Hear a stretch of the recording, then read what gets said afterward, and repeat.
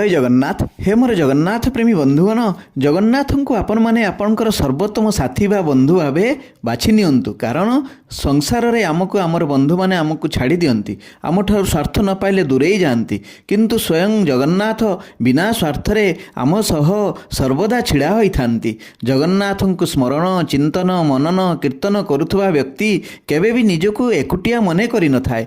ताकू लागे मो पाखे पाखे सबुबेले भगवान अछंती, ताकू डर कि भय लागे ना।